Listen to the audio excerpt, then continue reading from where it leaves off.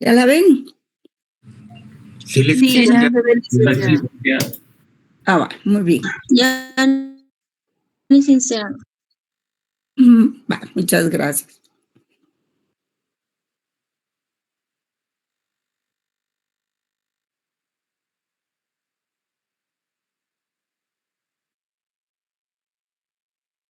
Bueno, habíamos platicado de que solo voy a dar ingreso a este muchacho.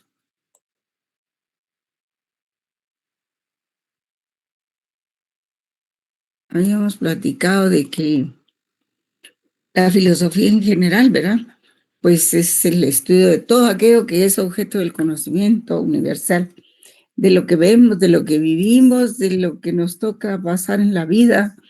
Es el conocimiento de los primeros principios de todas las actividades de los individuos, acerca de las cosas, del mundo, acerca del planeta, en fin, de las aguas, de todo, de la forma de vida. Y esto se relaciona con el lenguaje, porque a través del lenguaje nosotros podemos expresar lo que vemos.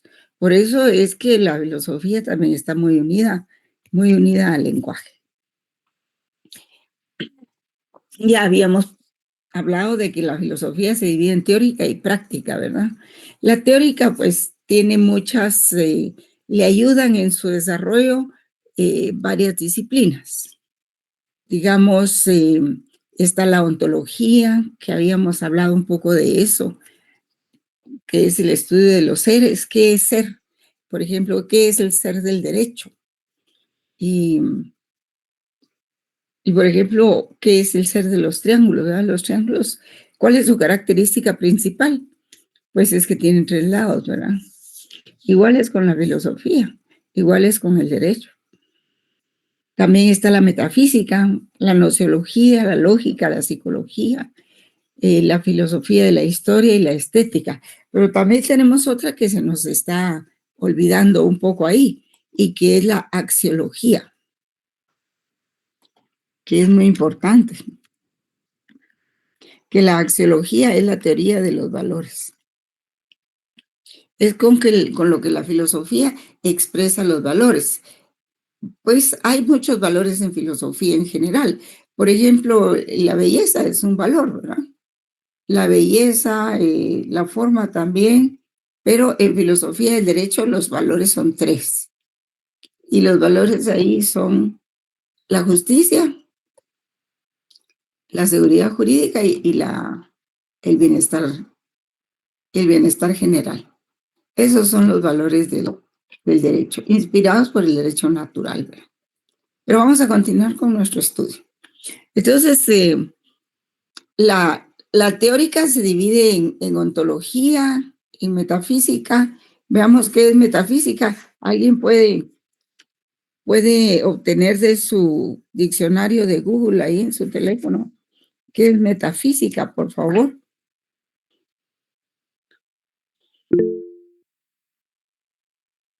A ver, ¿qué es metafísica? Ustedes me lo van a decir. La metafísica es una rama de la filosofía que estudia el ser, sus propiedades, principios y causas. Es una de las disciplinas filosóficas más antiguas y básicas, junto con la lógica y la epistemología. Muy bien, muchas gracias. Sí, yo tengo aquí otra definición también, ¿verdad? Que dice más o menos que la metafísica se encarga de la naturaleza, el estudio de la naturaleza, de cómo se encuentra estructurada, qué la compone y los principios esenciales de la realidad. Y que su objetivo es alcanzar una mayor comprensión empírica del mundo, tratando de conocer la verdad más amplia del porqué de las cosas. Y la metafísica responde a 3 interrogantes, dice, ¿qué es ser? ¿Qué es lo que hay? ¿Por qué hay algo? Y no más bien nada. Y como nada, ¿qué es, verdad? La ausencia de algo. Y entonces, si existe la nada, es que hay algo. Y la nada nadea, ¿verdad? Entonces, son difíciles estas deducciones. Entonces, tiene que ver más que todo con la parte beta física, o sea, antes de la física. A veces tiene que ver con algo espiritual, ¿verdad? Con los pensamientos, con lo que no es físico propiamente. Y luego tenemos la gnoseología, que nos abre un gran abanico de conocimientos. La gnoseología es la teoría del conocimiento, que es gnosos con G, ¿verdad? Gnosos es conocimiento. Logos es ciencia, ciencia del conocimiento. Y la gnoseología pues nos dice que existen dos formas de llegar al conocimiento. La primera es el conocimiento empírico, el conocimiento cotidiano, que es lo mismo, la opinión, lo que nosotros vemos todos los días. En la mañana nos levantamos, desayunamos, nos preparamos, salimos de nuestra casa y vamos a trabajar, y todo lo que vemos pues es nuestro conocimiento empírico de las cosas. Y a la par está también la otra forma de adquirir el conocimiento, que es la epistemología, o las epistemes, que son verdades científicas, en donde ya los conocimientos ya no son solo así de que fui, adiós, y ya vine, sino el conocimiento epistemológico requiere un procedimiento científico. Algunos le llaman protocolo, nosotros le llamamos proceso de investigación.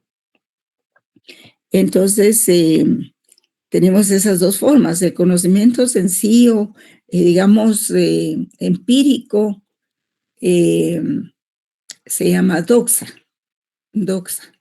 y el conocimiento científico se llama episteme, o sea, verdades científicas. Entonces, ¿qué es lo que nosotros vamos a perseguir en nuestra clase? ¿Las opiniones normales, el empírico o las verdades científicas? ¿Qué es lo que vamos a buscar con la filosofía? ¿Qué les parece a ustedes?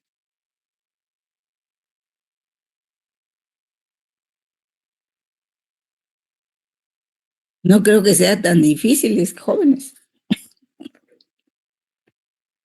El empírico, o tal vez, licenciada. A ver, ¿alguien más?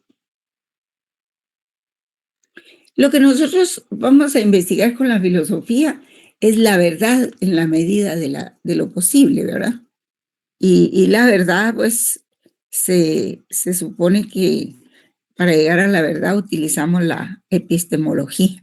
Por supuesto que el conocimiento empírico también sirve. Los dos conocimientos, las dos formas de adquirir el conocimiento sirven. No podemos descartar una por la otra, ¿verdad? Sirven las dos. Entonces, así las cosas, pues la gnoseología es muy interesante porque también nos plantea lo que es el método del conocimiento, que es pues, es un sistema. El método es un sistema que lleva varias etapas, procesos o pasos para llegar al fin, ¿verdad? Al fin propuesto. Y para eso tiene que ser muy riguroso, un sistema riguroso, porque si fallan las etapas, las primeras etapas, como es un sistema, lo más seguro es que van a fallar las demás. Como es un sistema, es un mecanismo, si fallan unas tuercas aquí, probablemente van a fallar algunas bielas al final, ¿verdad? Entonces, por eso es de que el método es importante, es una guía. Y tiene varios pasos, ¿verdad? Entonces, tenemos también la lógica, que la lógica nos enseña a pensar, a razonar más que todo y a hacer planteamientos. Nosotros necesitamos hacer planteamientos, pero que sean válidos. No importa mucho a veces su cientificidad, cuanto que estos planteamientos sean válidos, ¿verdad? Que nos lleven a la verdad. Y bueno, entonces la gnoseología se encarga de analizar el origen de la naturaleza, así como el alcance del conocimiento humano. No solo investiga los conocimientos particulares como la física o la matemática, sino que se encarga del conocimiento en general. La gnoseología se asocia con la epistemología, ya que esta, al igual que la gnoseología, se enfoca en el estudio del conocimiento. ocupándose de problemas como los hechos de tipo histórico, psicológico y sociológico que conducen a la obtención del conocimiento, así como los juicios por los cuales se los valida o se los rechaza, ¿verdad? Entonces, en la gnoseología se distinguen 3 clases de conocimiento. Bueno, también tenemos otras ramas aquí. La filosofía práctica estudia los principios del obrar y se divide en filosofía moral y filosofía del derecho. Y últimamente se han agregado otras disciplinas. Bueno, pero vamos con la gnoseología. Se dice que la gnoseología tiene 3 clases se divide en 3 clases, se distinguen 3 clases de conocimiento. El conocimiento proposicional, o sea, a base de proposiciones, que ya ven ustedes que en matemáticas, en gramática se ve mucho, porque este conocimiento se encuentra relacionado con la proposición de saber qué. Saber qué. Por ejemplo, todos saben que 2 más 2 es 4 y que la luna orbita alrededor de la Tierra, o que tenemos cierta edad, o que tenemos un dolor de cabeza probablemente. Entonces, todos sabemos qué. Y cada uno de estos conocimientos son diferentes entre ellos. Sin embargo, todos tienen en común que son conocimientos basados en una proposición ya conocida. El segundo conocimiento es el práctico, que se encuentra vinculado a la expresión saber cómo, y se obtiene al contar con las destrezas necesarias para realizar una acción. Por ejemplo, se dice que las personas saben cómo redactar una carta, saben cómo amamantar a un niño, o cómo andar en moto, en motocicleta. O sea, ese conocimiento responde al cómo. Y el conocimiento directo que se encuentra vinculado con la expresión conocer. Y es aquel conocimiento que se obtiene de los entes. Por ejemplo, una persona dice que conoce a su perro, que conoce una canción, que conoce su facultad, que conoce su carrera. En fin, yo no le veo mucho objeto a estas 3 clases de conocimiento, ¿verdad? Y tenemos la axiología, que es la teoría de los valores. También hay otras ramas, como dice la lógica. Habíamos hablado de lógica, que es una ciencia que nos proporciona los fundamentos de la inferencia válida y la demostración. El objetivo de la lógica es la inferencia. A ver, ¿qué quiere decir inferencia, jóvenes, por favor? ¿Alguien me puede buscar en el diccionario? Miren, lo estoy haciendo para que se acostumbren a que cada término que no conozcan, tienen que buscarlo en el diccionario. A ver, por favor. Si no estoy mal, Inferencia. es el proceso por el cual se derivan conclusiones a partir de premisas o de hipótesis que se van generando. Bueno, muy bien, muchas gracias. Entonces, el objetivo de la lógica es la inferencia, entendiéndose por inferencia a todo aquel proceso mediante el cual se deducen conclusiones a partir de la hipótesis. Y la lógica investiga los principios de los cuales ciertas inferencias son aceptables y otras no. Igualmente analiza los argumentos sin tomar en consideración el contenido de lo que se está argumentando y sin tomar en consideración el lenguaje empleado. Tenemos también la ética, que la ética se encarga del estudio de la moral, de todo lo relacionado con la bondad la bondad o la maldad de las conductas humanas. Su enfoque son las acciones humanas y todo lo que se relacione con el bien, con la felicidad, con el deber y con la vida realizada. Un momentito, jóvenes, yo creo que están ingresando todavía.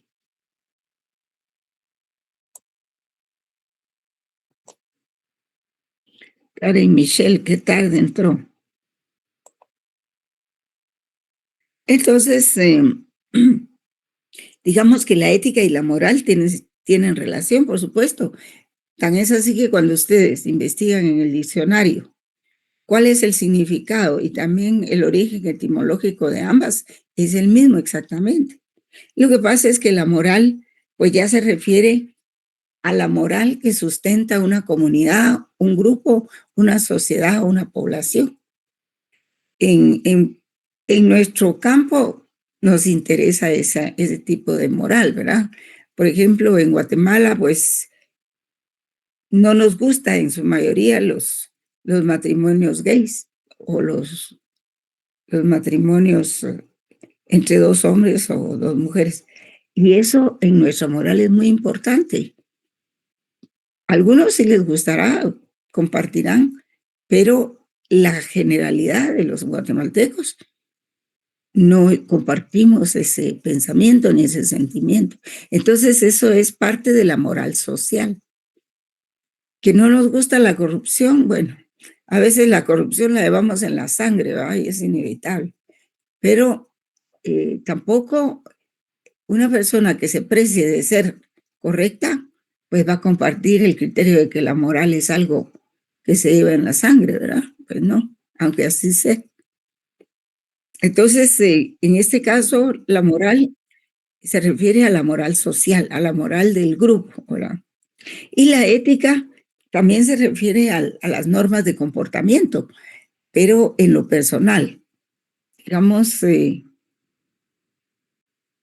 a mí me prestó su teléfono una vecina y yo tenía que devolvérselo, pero como no me lo ha pedido, entonces no se lo he dado. ¿Es un comportamiento ético ese? Pues no lo es, ¿verdad? Pero lo que pasa es de que eso yo lo sé, no lo sabe el grupo. Y está en mí, de acuerdo a mis principios, a mi honradez, a mi ética, devolverlo. Y lo debo hacer porque es un comportamiento que debe ser. Es del mundo del deber ser, del mundo deontológico. Pero si no lo hago, eventualmente me pueden sancionar moralmente, ¿verdad? Por no hacerlo. Si, por ejemplo, me dicen a mí, soy magistrada, y me dicen, mira, tienes que firmar esta sentencia, pero eso no está bien, no estamos protegiendo los derechos del incoado en este caso.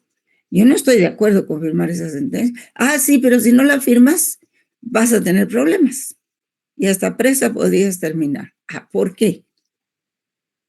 Eso no es correcto. Entonces, ¿qué me quedaría? ¿Excusarme, inhibirme o renunciar? Para guardar mi ética, ¿verdad? Para guardar mi ética. Ahora, si tengo mucha necesidad de dinero, pues probablemente sea corrupta, ¿verdad? O tal vez si no tiene necesidad, pero que le gusta el dinero. Porque aquí en Guatemala existe mucha gente que le fascina el dinero. No piensan en principios, ni en moral, ni en ética, ni nada de eso. Les fascina el dinero y se prestan a cualquier cosa y por eso están en esos puestos. No por capacidad, sino porque son inmorales, ¿verdad? No digo que todos, por supuesto. La salvedad del caso. Pero así es. Y entonces, por eso es de que cuando uno participa en las elecciones para magistrados, a veces uno tiene 100, 90, 80 puntos de calificación. ¿Y a quiénes son los seleccionados? A los que sacaron 30, a los que sacaron 40, porque saben que la gente de bien no se va a dejar manipular. En cambio, los que son malos profesionales, malos estudiantes, eso sí, ¿verdad? Esos son cuates, entre comillas, son amigos. Y eso, pues, es inmoral. Pero hablando de la moral y de la ética, ¿verdad? Entonces, también está la estética, que la estética, pues, es la que se encarga del estudio de la percepción de la belleza. Cuando se dice que algo es bello o feo, se está dando una opinión estética, que al mismo tiempo manifiestan experiencias estéticas.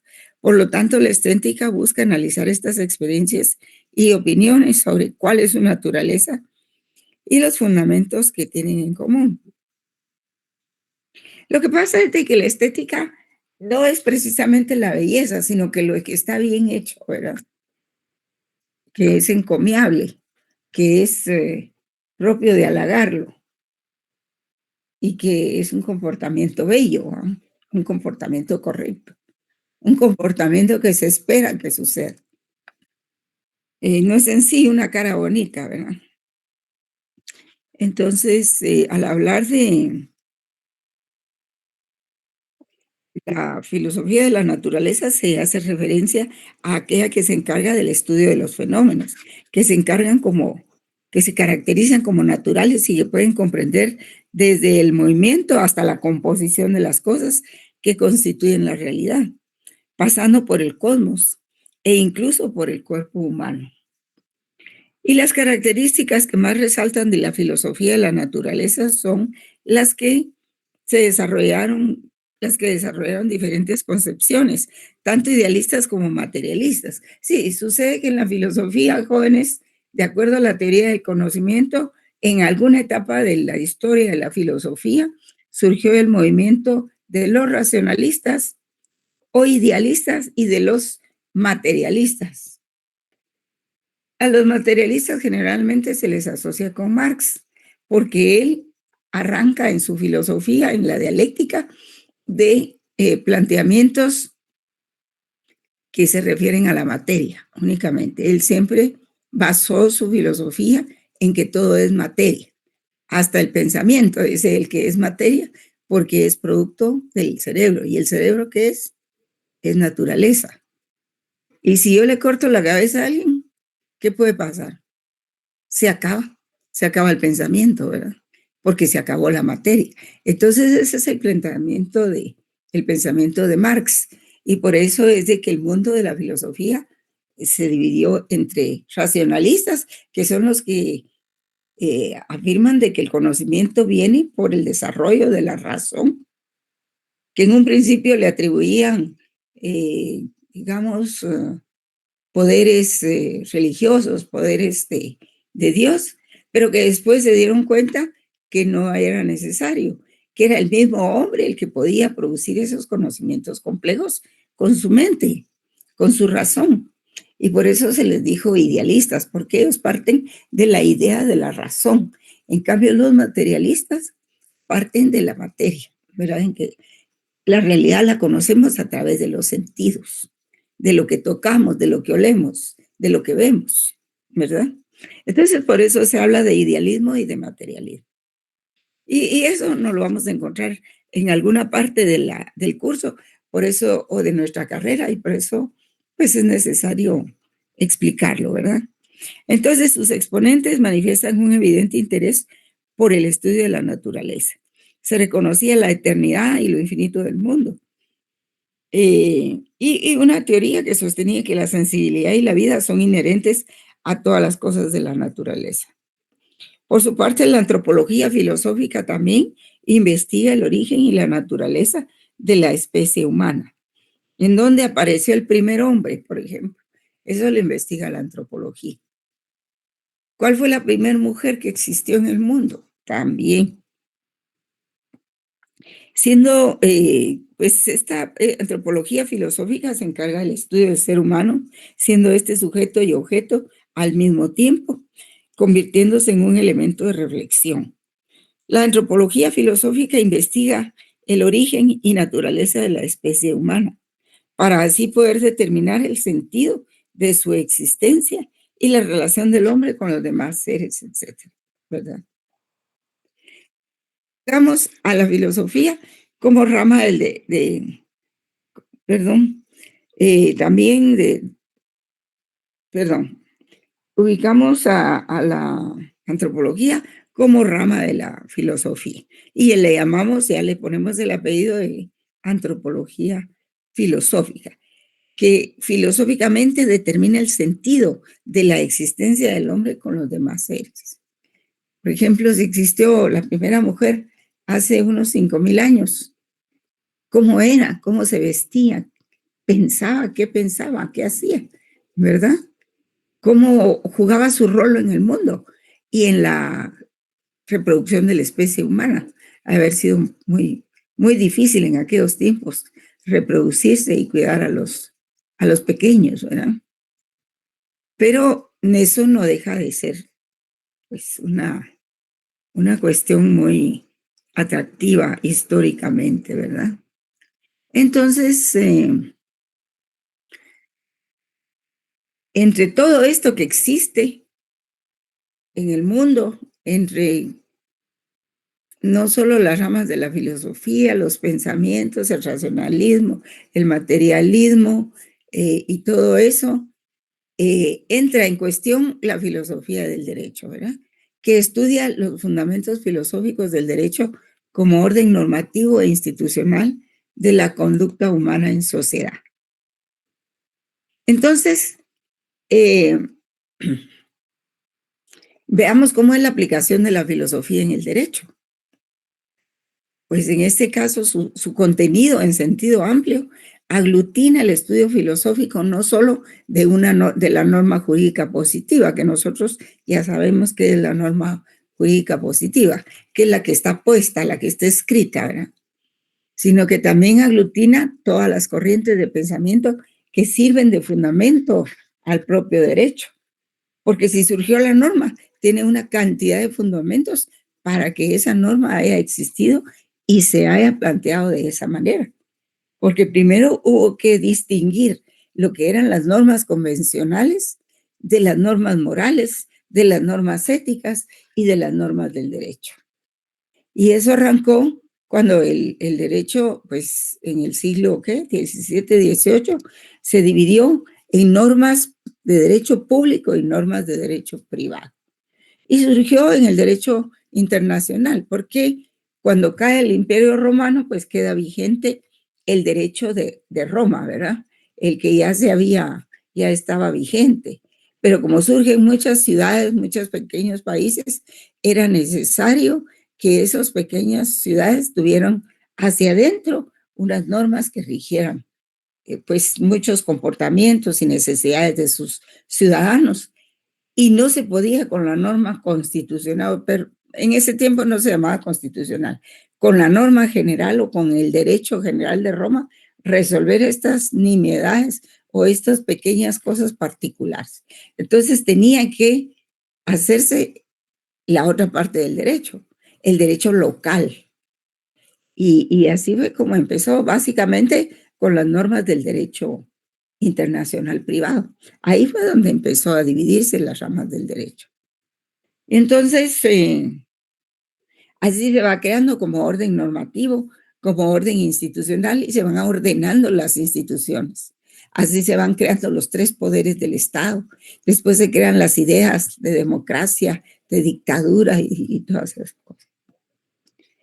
Y entonces esto corresponde al estudio del derecho como fenómeno y como ciencia y de la norma jurídico-positiva en general, que eso corresponde ya a lo que es la teoría del derecho.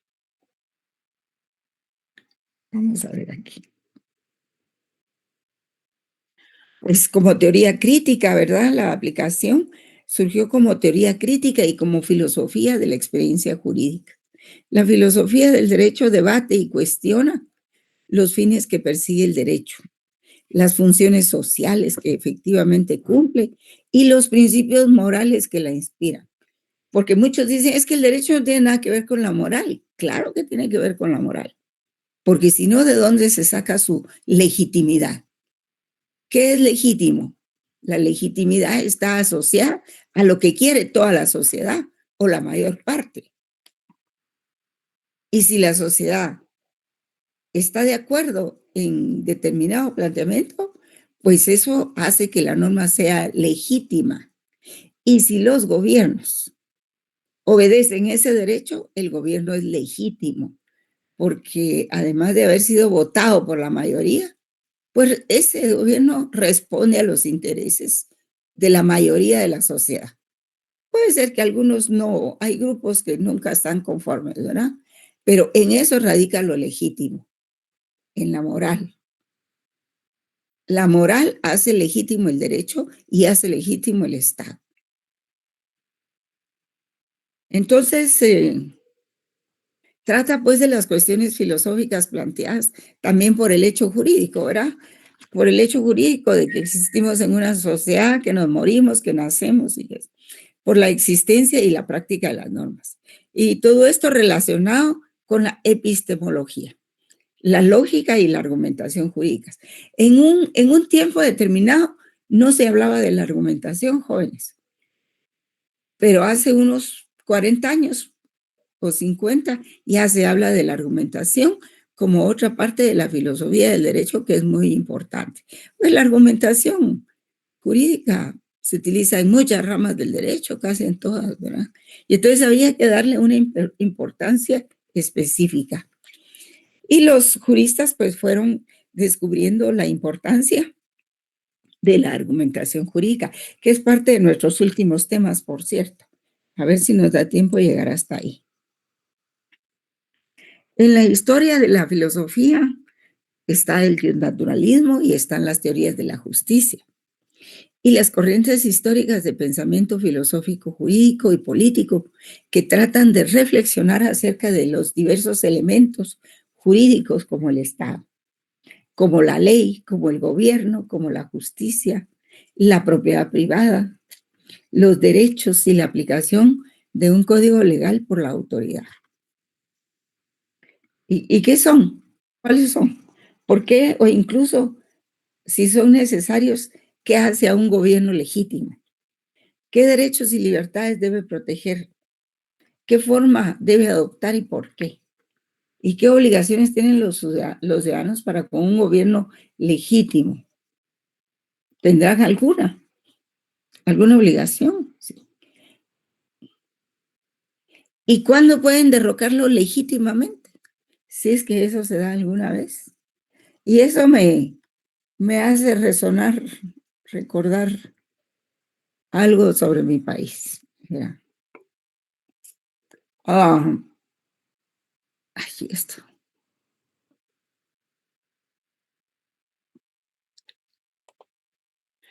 Entonces, en definitiva, el estudio del pensamiento humano nos acerca a los conceptos jurídicos y políticos.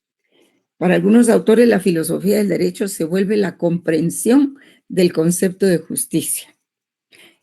Totalmente, porque la filosofía del derecho nos lleva hacia eso, a establecer un concepto de justicia, y no solo uno, sino que varios, pero a conocer lo que es la justicia teóricamente y prácticamente. A conocer el fundamento filosófico de los derechos humanos, como lo es la dignidad, de acuerdo con el naturalismo. Y por eso nos podemos explicar por qué el artículo 46 de la Constitución Política establece que todos los convenios internacionales en materia de derechos humanos tienen preeminencia sobre la Constitución. Eso no quiere decir que estén arriba, sino que a la hora de que un juez resuelva, primero tiene que tomar en cuenta ver qué dice el convenio, ¿verdad? Y lo tiene que citar, así sea la sentencia de penal, de civil, de laboral, de lo que sea, ¿verdad? Pero los derechos humanos están siempre vigentes. ¿Qué haríamos sin derechos humanos, jóvenes? Pues no podríamos estar así como estamos, ¿verdad? En la comodidad de nuestra casa, recibiendo las clases, yendo, tenemos libertad, relativamente, ¿verdad? Porque hay cosas que nos están coaccionando, pero tenemos libertad, que es un don, el don más preciado, más que la vida, ¿verdad? La libertad. Porque tenemos vida, pero no tenemos libertad. Es terrible. Y entonces ahí es donde nosotros encontramos la relación del derecho con la sociología, con la antropología, con la psicología, con la moral y con la ética. Ya aquí ya nos apartamos de la filosofía en general y nos estamos refiriendo solo a la filosofía del derecho, ¿verdad? Entonces, en medio de todo ese marasmo de ciencias, que la sociología, odontología, todo eso, surge la cuestión del derecho, ¿verdad? Y cuando empieza la cuestión del derecho, pues esto conlleva la separación de las normas jurídicas de otras manifestaciones como los hechos naturales, la moral, los usos sociales y el poder arbitrario. Y fue en ese tiempo en que se separaron las normas jurídicas de todas las demás normas, de las morales, de los convencionalismos sociales, del poder arbitrario, de tantas cosas. Y entonces resulta que la misión de la filosofía del derecho se da en dos momentos. El primero es desenvolver el concepto de derecho y ver cómo aparece en la vida humana. Pero también, en segundo lugar, es el enseñar en qué consiste la justicia. Y esas son las misiones, eso es la misión de la filosofía del derecho, que es muy importante. Responder qué es lo que fundamentalmente constituye la idea del derecho, cómo puede triunfar en la práctica y cuál es su significado o su significación para la historia de la humanidad. Porque desde que surgió el hombre, surgió el derecho, aunque no le llamaran así, porque era necesario actuar con reglas, ya fuera en la comunidad primitiva, cuando todo el mundo era salvaje, o en la barbarie, cuando era más salvaje todavía, a pesar de que se acercaban a la civilización. Y también la noción de justicia, que es lo más importante, que nace de la posibilidad de armonizar en nuestra mente de un modo absoluto todas las aspiraciones que podamos conseguir. Y finalmente, miren, esta información de estas 3, 4 filminas está en el libro que les envié. Yo no les envié un libro, yo les envié solo la pasta del libro, que se llama Máximo Pacheco. Y después de eso les mandé un extracto de ese libro que se refiere a la filosofía del derecho. Y entonces hay que leerlo, ¿verdad? Yo aquí lo resumí, pero ustedes tienen que leerlo detenidamente, porque es parte del examen también.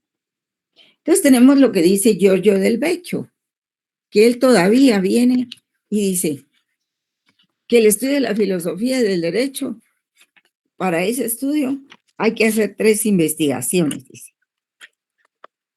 Ahorita voy a verlo, aquí lo tengo. Ninguna ciencia, la lógica, la fenomenológica y la deontológica. Ninguna ciencia jurídica en sentido estricto puede explicar qué sea el derecho en lo universal, sino únicamente lo que es el derecho o una parte del derecho en un cierto pueblo y en un determinado tiempo. Pues sí, cada pueblo en cada época ha tenido su derecho, su ordenamiento jurídico. No podemos comparar, digamos, o igualar el derecho feudal con el derecho actual, ¿verdad? Porque habían otras normas en ese entonces. Por ejemplo, el derecho, el duelo, cuando se batían en duelo los enamorados o alguien que había sido ofendido y que le tiraban el guante, pues en eso estaba previsto en la Constitución en ese tiempo de esos países, incluso en Guatemala. Pero modernamente en nuestra Constitución ya no existe ese comportamiento como permitido. Es más, en la siguiente Constitución lo prohibieron. Se dice, se prohíben los duelos, ¿verdad? Entonces, las instituciones van cambiando. Lo que para unos era bueno en una época, ya para las siguientes generaciones ya no lo era. Y por eso es que Giorgio del Vecchio dice que podemos conocer el derecho, bueno, en lo universal, pero fundamentalmente una parte del derecho en un cierto pueblo y en un determinado tiempo. La definición del derecho en general es una investigación que trasciende la competencia de todas y cada una de las ciencias jurídicas particulares y constituye precisamente el primer tema de la filosofía del derecho. Como dijo con justeza Kant, Immanuel Kant, las ciencias jurídicas no responden a la cuestión quid jus, o sea, esto quiere decir, ¿qué es el derecho? ¿Qué es lo que tiene que entenderse por derecho? Sino que responden a la pregunta quid juris, que quiere decir qué ha sido establecido como derecho por un cierto sistema.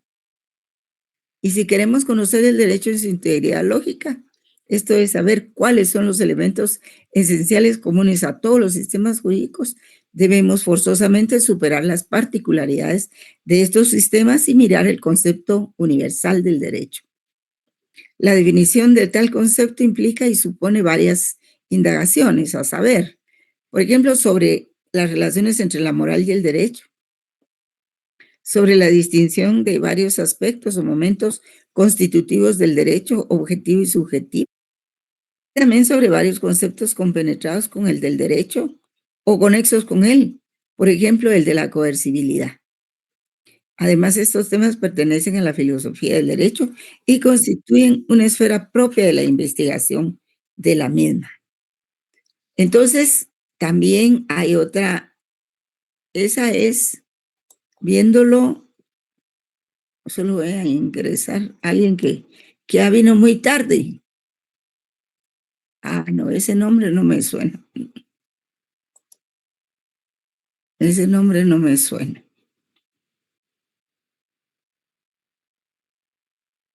Entonces, esa es la investigación lógica, ¿verdad? Pero además dice esta primera investigación que llamaremos lógica, hay otra que se llama fenomenológica, que también propia de la filosofía del derecho.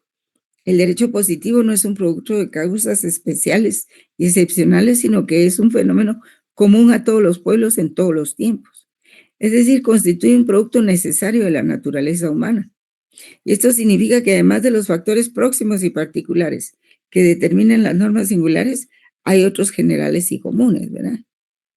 Y para lograr el conocimiento del fenómeno jurídico íntegro, tanto en el momento estático como en el dinámico, precisa estudiar la historia jurídica de la humanidad de un modo omnicomprensivo, la historia ideal eterna sobre la cual corren en el tiempo las historias de todas las naciones, y dibujar un cuadro lo más integral posible de la vida del derecho en su origen y evolución.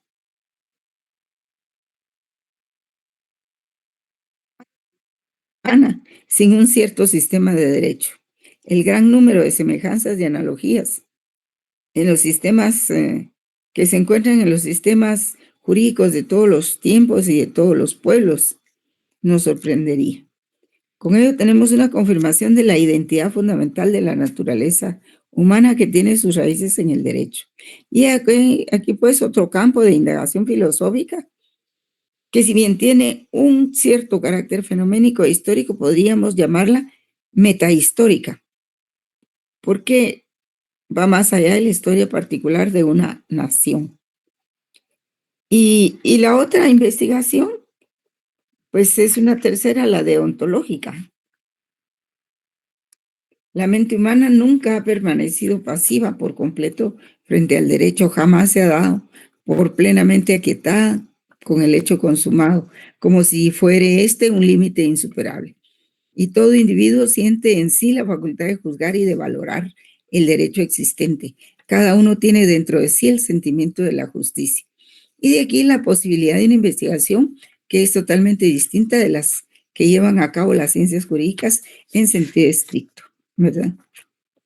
Las ciencias jurídicas pues se limitan a explicar un sistema vigente. Pero además de esta especial actividad del jurista en sentido estricto, tenemos la necesidad humana de investigar y valorizar la justicia, o sea, el derecho tal como debiera ser. Y esta investigación deontológica se desarrolla de un modo autónomo y comprende la indagación del ideal y la crítica de la racionalidad y legitimidad del derecho existente. La filosofía del derecho en esta específica función investiga cabalmente aquello que debe o debiera ser el derecho frente a aquello que es, contraponiendo una verdad ideal a una realidad empírica. Sí, deontología quiere decir deos, deber, ¿verdad? Debe ser, el mundo del deber ser. Muy bien, entonces nos quedamos ahí, jóvenes. Yo creo que es suficiente por hoy. No les expliqué lo de el mito de la caverna, pero yo creo que ya. Yo creo que ya es mucho. Muchas gracias. Feliz noche. Gracias, licenciada. Feliz noche. Gracias, licenciada.